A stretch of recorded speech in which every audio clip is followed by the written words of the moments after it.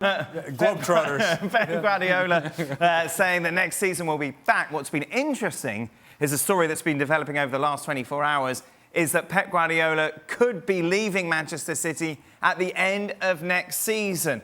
Just a reminder, after winning the Premier League, he said he's closer to leaving than staying when it comes to the end of his contract. Would you understand, Stevie, if it would be his last year, if he decides to walk away at this Absolutely, 100%. I mean, this is a guy that's taken sabbaticals previously. Yep. So he clearly has shown the world that he loves the job. He's fantastic at the job, but it does carry some worries and some problems, and it taxes you. And we saw Klopp coming out saying that he was just beat. And so, no, it's not a surprise. And it's a smart way of putting it, because he's been there, what, 6 years? Since 2016, that's 8 years. 8 years. Yeah. So, we know they won't stay for another 8. So right. what he said is not a lie. He's just thrown it in there, but he's not really telling you much, is he? That puts the cat amongst the pigeons, doesn't it? If he does indeed leave at the end of next season, and then the discussions start, obviously, as to who's coming in. And yes, and where is he going next? And all that conversation. But certainly the big question would be, who's willing to take this job on? Now, it's an incredibly talented team, a talented group. But man, if Klopp left a hole at Liverpool, you can only imagine what size crater that Guardiola is leaving behind at Manchester City. And so it's a great job with great players, and that's what you would want as a manager. But I don't know that you want to follow Pep Guardiola. It's going to be quite something in its theory. What? Yeah, what? Yes, exactly. I'm the opposite of you, Ali. What? Well, I know. Well, Thank the Lord. I mean, listen, if they don't win the league next year, they're going to be second. Right. And if there's not a better job to go into, an organisation that absolutely has got everything under control, an organisation that buys the best players, you're walking into a team that will, as I said, even if they don't win the Premier League, will be a kick in the backside off being one of the best sides on the planet. My goodness, if you're a coach, you've got to work that. High, very high. Yeah, but they're clearly smart at City, and they know how difficult it's going to be. And unless you come in here and you finish up being 8th or 9th, then fair enough, you probably deserve the bullet. But no, I think any good coach is going to want this job. Yeah, 100%. But the other way to look at it, Stevie, is that when you have been Pep Guardiola and Manchester City, and you equate the two of them, players around the world want to go and play for Manchester City in due part because they want to play for Pep Guardiola. And when that's taken out of the equation, now it's a different dynamic altogether. And so it's not just about the players that are there, but also the players that are coming or not coming, for that matter. And so as you try to strengthen a team, it's a whole lot easier to walk into the negotiating room saying, Pep Guardiola is your manager, right, as opposed to whoever the next guy may be, who may be great or may not be. And that's, I think, when I talk about the impact of the absence of a guy like Pep Guardiola, it's not just what he does on a daily basis, it's what he allows you to do as a club because of the brand that he represents. We've got a year, haven't we? We've got a year to talk about this. I want to talk about what happened more yesterday. You brought it up. You asked the question. No, exactly. It's just a little starter. As we now move to the main course, is that Manchester City party too hard. Oh, no. That is the reason that some are giving as to their lacklustre performance against Manchester United yesterday in the FA Cup final, which, of course, they lost. Here is Pep on that suggestion. Did you, with the performance in the first half, did you feel that the players seemed to look a little bit sluggish? No, we are not. For my decision, we were not in the right position to attack them. It's my mistake. I didn't. Game plan was not good. So do you not think the celebrations after the title win and completely the opposite? They were focused, and how we reacted in the second half was really good. In the studio, in case that you missed our post-match coverage yesterday, Nedum and Mark had quite the discussion about this. Man City had a big night out at the weekend after winning the title, a big night out. You've probably seen the picture in all the papers. They also had about 3 days off this week. I don't think they were back in until Thursday. Now, for me, that's a strange build-up to a cup final, whether they have just kind of subconsciously switched off a little bit, because they've won the league, and because they've got a great record against United. I don't know. There was a strange vibe about City today. Nah, I'm not. No. I'm, Well, you wouldn't. No, because they're the reason your I say guys. that, is because a year ago, I remember we were asking questions about should they have been going to concerts. This was in the build-up to that game as well. When they were going to the Etihad, they were spending some time out there. And we thought, That's not getting in at 5 a.m. Yeah, but that only happened on the Sunday. Right. I think from my side of things, and it does sound like I'm defending it, which sounds obviously pathetic. I think when you've got one of the most experienced and successful managers in the league, one thing that he understands is at this time of the season, there is the physical fitness, then there's the mental fitness as well. And I think he would have allowed them the chance to be able to let their hair down, enjoy the moment. And as they approach this game, yes, they haven't played well, but I wouldn't necessarily say it's because of what happened a week ago, in my opinion. By the way, those two made quite the pair yesterday. Nathan's passive aggressiveness was obvious for everyone to see. Stevie, is there a point? You've been there before. You've won titles. Absolute and utter garbage. Okay. And the trash newspaper that was pushing it Right. should tell you all you need to know. Right. All they're trying to do is get a story.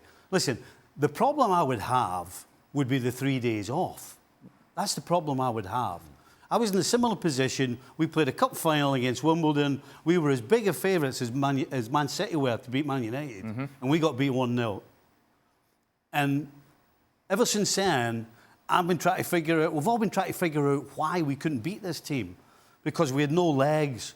We just weren't sharp. Fine line between relaxing and keeping your sharpness and keeping your focus. And maybe those 3 days is maybe one of the small reasons, because there's probably a lot of little things that changed between what they were doing leading up to that final game of the season to win the Premier League, because they would be focused. They're in a position where they have to win every game in order to make sure they win the league. So everything is focus, focus, focus. They're in training all the time. They'll be in their baths recovering. The training will be sharp. You win the Premier League, you have a night out. Big wow. Right. The 3 days off could have been too long. Maybe you give them a day or 2 days the next time. Because, as I said, the difference between being mentally sharp and just being off it, it's really slim. What was striking yesterday, Stevie, is that everyone was off it. Yes. How do you come? How does that happen? That would actually explain what I've just... That Right, that would kind feed of- into what I've just said. You know, you can have occasions where there's a couple of players not at it. That's kind of normal. Not everybody's always at it. But when you have a whole team that's not at it, that would point towards something they did between Saturday and Saturday that has caused just that drop-off. Intensity, focus, whatever way you want to name it, that would be maybe the reason for me. The 3 days was too long. Again, just to reiterate, not a chance has it got anything to do with having a night out and getting home at 5 in the morning. Of course, one of the big players who didn't shine, and once again, it's becoming a little trend, isn't it, when you take a look at the big games for Manchester City, particularly if you focus on the semi-final and finals of big matches like the Champions League, semi-finals, the FA Cup as well, is that Erling Haaland, in these last 6 games, no goals, no assists. How do you interpret this, Ali?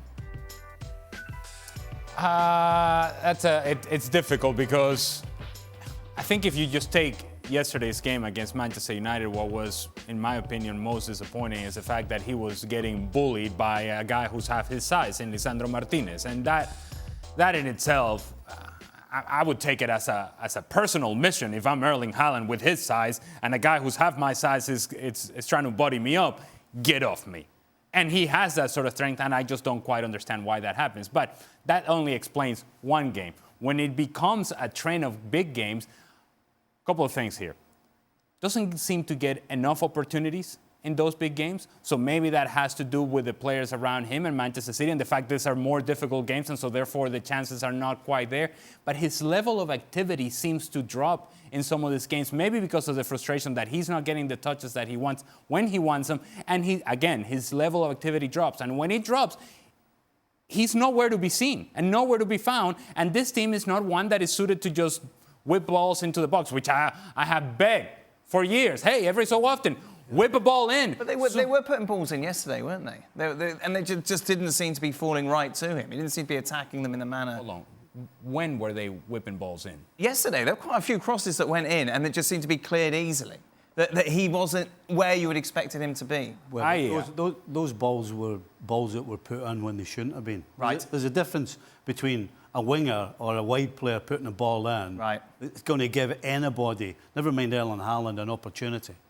Sorry, Ali. No, that's all right. No, hey, very well put, Stevie. Thank you. All I would suggest is that it's not just Erling Haaland. He is responsible for a lot of this, but it's also what's going on around him. But to the point of Erling Haaland, I think there needs to be a responsibility on his part of taking a game where he is supposed to be the one scoring the big goals, to taking that responsibility on and be far more active in the game, that he can become undeniable. And I don't think that's quite the case, certainly not enough in big games. I find this really interesting, Stevie, because I don't know if it's a real thing. Is it just people having a go at someone who obviously we know is brilliant? Or is it actually a problem that Manchester City need to address? Because as well as that, you've got quarter-final against Real Madrid, no goals, no assists once again. I'm kind of with you. I think if you look deep enough into anything, you could probably find something.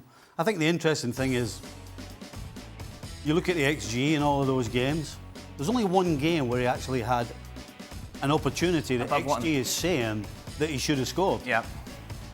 And if there's a position on the field that relies and you know, the greatest and the best players do, as Ali said, create something from nothing or get a goal from nothing or pop up with something. But a number 9 needs to rely on service. And if you don't get it, I don't care how good you are, I think it's very harsh to turn around and point the finger at them. What I think is most frustrating for him, Stevie, and I don't know if you agree, but he gives you the run. Initially, he gives you the run and gives you a second one and gives you a third one. And Manchester City literally look at him and go, no, we're going to go that way and we're going to go sideways. And I've sat here time and time again and begged Manchester City, you got to feed the beast. Just the threat of giving him a ball, something that he can hang on to, something that becomes a taste of it, so that he can keep giving you the movement. So that's why I say that it's not just an Erling Haaland; it's a combination of the things. And it's highlighted in this game because this is when you need to be at your best. And when they're not at their best, when he's not at his best, and Manchester City is not at their best, then obviously all of this comes to I think it becomes very clear for everybody to observe. You're talking to centre forward here. Now, having spoken to centre forwards and some of the best centre forwards that ever kicked the ball, when you're playing in a team like Man City, as great as it is, and they do get the ball in and around the box a lot, there comes a time when you don't know whether to make the run or not. You know, centre forwards will make a run, then they'll come back out. And by the third or fourth time, they're like, what's the point of me making this run? Because I'm never seeing it. Right. So there's all of those things as well. And just to go back to your initial question, I played with a guy called Ian Roche. Right. Who was Liverpool's greatest goal scorer of all time. It took him 8 years to score against Man United. And I heard all the stories about why he couldn't do it.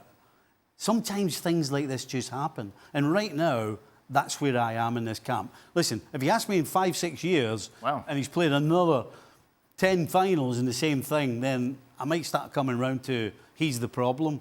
But right now, I don't think he's the problem. He was, of course, up against, as Ali mentioned, Lisandro Martinez, who had an excellent game overall at Wembley. It's what Pep Guardiola had to say about the Argentine. Lisandro Martinez is top 5 centre-backs in the world. He made the difference on this game by playing passes through our defence. This obviously, a lot of people have said for me to ask you about this, Stevie. You're very critical of Lisandro Martinez's side, saying that he could never be a proper centre-back. Yeah. Well, you know, there is no question that he has some great attributes. No question. But I think my argument hasn't changed about the physical size of him. And let's be honest, as well as he played for the majority of the game, he should have had a penalty against him. A ridiculous push on Haaland on the 6-yard box. Now, that could have cost them the cup final. So, I'm just saying, he does have a lot of great attributes. Has he surprised? And Ali was talking about earlier on about, you know, how he bullied Haaland. I've never seen a centre-back being allowed to manhandle and physically abuse somebody the way that he was being allowed to do that to Haaland. So that's got nothing to do with supply to Well, it's got a Haaland. lot. No, I'm just going back to your previous argument about... I'm talking about the whole picture here. I'm talking about the whole picture. Right. The whole picture is, can he play some defence, splitting passes? Can he play out? Yes, he can. Right. Is he strong? Is he somebody you like to play with? Yes, because when the going gets tough, he wants to fight. You always want somebody that wants to fight. But if we look at the whole picture, he could have cost him the cup final. There's no question, if there's a ball played in the box and I'm 6'5", I want to jump with a guy who's 5'10". That is just a fact. So he has some great attributes, but he's not top 5 centre-back in the world. And by the way, how many games has he played this year? Well, he's been injured. Well, there you go. So how can he certainly? He wasn't last year. He wasn't one of the top 5 centre-backs last year, and he hasn't played a game this year. So how can he be in the top 5 centre-backs in the world? Well, it's Pep Guardiola who said that, not me. Well, I think he's being nice. And I think you'll find that when he made that challenge on Haaland, I don't think Pep was... But then, going back to our original discussion, for 97 minutes then, he manhandled Haaland. He absolutely had complete control of him. That's got nothing... No, he was all over him. He shouldn't have been allowed to. Listen, I agree with you. If I'm Haaland, then he has to be stronger. Right. No question. So that's got nothing to do with supply. That's got nothing to do with balls being... I've never seen him getting away with that. What do you mean? Well, I've never seen a centre-back allowed to do what he was doing to Haaland. That's all down to Haaland, isn't it? No, down to the referee. Really? Well, the referee let him shove him off the ball for the penalty kick. Yes, that's one incident. He actually rammed him, but just on the halfway line as well in the second half, and the referee played on. I'm just saying. I feel like you're cherry-picking incidents here. If you're a proper world-class centre-forward, you should be able to deal with this. Well, you should be looking after yourself better. Right. But that's to do with physicality. Martinez, top 5 in the world? No, and that, whether you look at the little picture or the whole picture, like Steve. Look at that. Yes, that's a whole picture. No. Yeah. No, I maybe playing out of the bag, but I in that regard, I agree with Stevie in that he's being asked about Lisandro Martinez, and he just puts information out there. I also think there is some level of sarcasm as well from Pep Guardiola. Oh. Yeah. Wow. Yeah, and I didn't see the press conference, so I didn't hear the tone. It's all in the tone. It's not what you say, Dan, it's how you say it. Yeah.